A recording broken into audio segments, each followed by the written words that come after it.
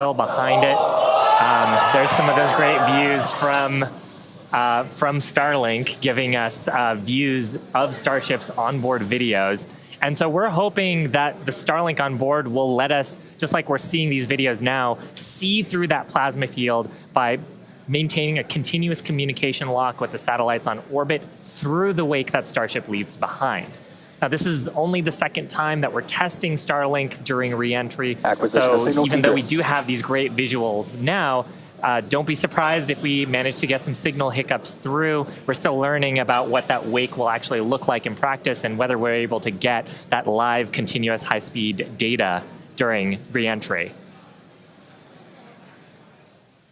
Yeah, that's right. And one of the really primary reasons we want to use Starlink is to just gather as much data as possible. It's been said the data is the payload on one of these flights, where we're putting this flight hardware in a real flight environment, trying to learn about it as much as possible. Re-entry is going to be a really critical phase of flight.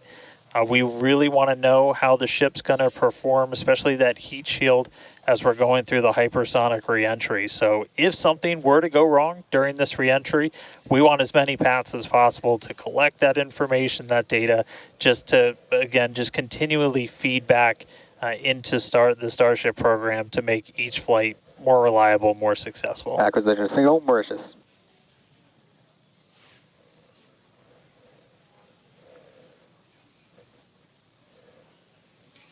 Now, if Starship manages to make it all the way through re-entry, we'll collect valuable data on Starship flying through the Earth's atmosphere at hypersonic speeds, meaning more than 5, or at this point, will be more than 5 times the speed of sound. Now we're watching these live views, HD views by the looks of it, thanks to Starlink. You can see that the flaps there on the ship might be actuating.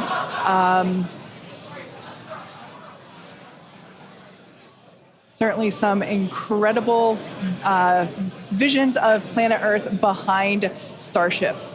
Now, we've already validated Starship's ability to fly and land at subsonic speeds. You might recall those suborbital flights from a few years ago, and we can see those flaps there. So getting data on aspects like heating and control while traveling way faster than we did before is going to be critical to eventually bringing Starships back from space for rapid reuse. So I mentioned those flaps. That's one of the things that enables Starship to help control itself and survive the heat of reentry, which, like we said before, we're expecting that reentry to occur around T plus 49 minutes. So we're getting pretty close here. And what you're seeing here, it looks like the vehicle is sort of moving back and forth. Part of what you're also seeing is one of the cameras, this onboard view that we have, is on the end of a flap. Starship has front flaps and rear flaps in the vehicle. So we've got 4 of those.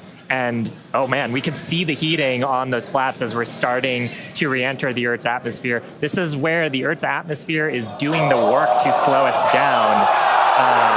Now, like we said, this plasma field is, wow, what a view. We hope to maintain these views throughout. Starship is so big that we're hoping that the plasma field doesn't entirely blanket the entire vehicle.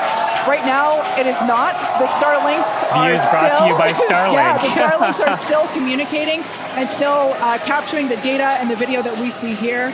I mean, Shiva, this is just absolutely incredible views. We've never seen anything like this before. This is the biggest flying object ever in space. Absolutely, Kate. And it's important to note, with the ascent burn that we did was to get us to orbital velocities, even though we were on a nearly orbital trajectory. So the heating and the loads that Starship is going through right now are what it would be getting if it were recovering from an orbital mission. And just the fact that we have views through entry, this is incredible. Yeah. Again, this is the furthest and fastest that Starship has ever flown. And you can definitely tell by the crowd here in Hawthorne. The heat shield tiles doing their work. We talked about it earlier. Up to 2,600 degrees Fahrenheit that those heat shield tiles are dissipating as we are re-entering. Yeah, now this was one of the critical or rather the key mission objectives that we were hoping to hit today.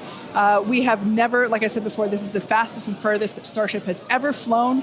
So this is the first time that we're getting to collect this re-entry data and understand how these 18,000 hexagonal heat shield tiles are working together to protect the belly of Starship as it re-enters the Earth's atmosphere. Once again, the atmosphere is doing us a big favor here by... 80 kilometers altitude. The atmosphere is actually doing us a huge favor here by acting as a braking system for Starship as it re-enters the atmosphere.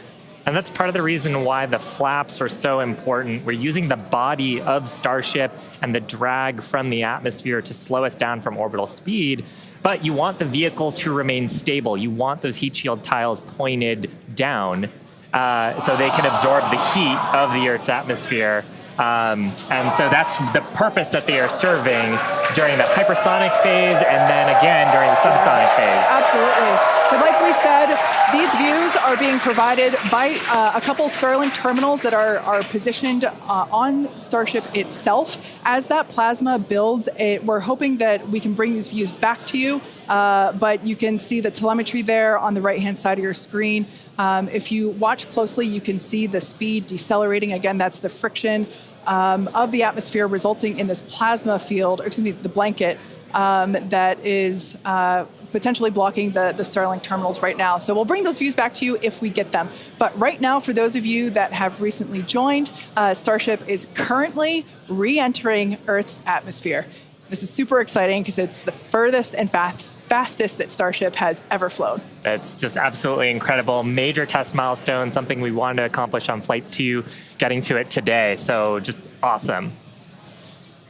Now, we actually have some heat shields here. So these are what's doing all the work on Starship right now. There are 18,000 hexagonal heat shields like these. So this one that I have is flat, like this is what would be positioned on the flaps of Starship, whereas Shiva has something a little different. Yeah, the one I have would be on the curved surfaces of Starship. I'll just put it in frame here. So we've got these attached at various points around the vehicle. Like you said, Kate, 18,000 of these tiles around, and they're doing the work to make sure that the structure of the vehicle doesn't carry all that thermal load so we can recover the vehicles eventually and get to rapid reuse on them. They're really lightweight. They sound a little different than I would have expected them to, but they are ceramic. And these are what's helping Starship survive through this period of entry. We're not sure how far we're going to make it. Again, this is the furthest that we've gotten in our test flight, but the further we fly, the more data that we can get, and that's ultimately the measure of success here, which, I mean, I think today has been a huge success given where we've gone and how much further we've gotten with both the booster and Starship.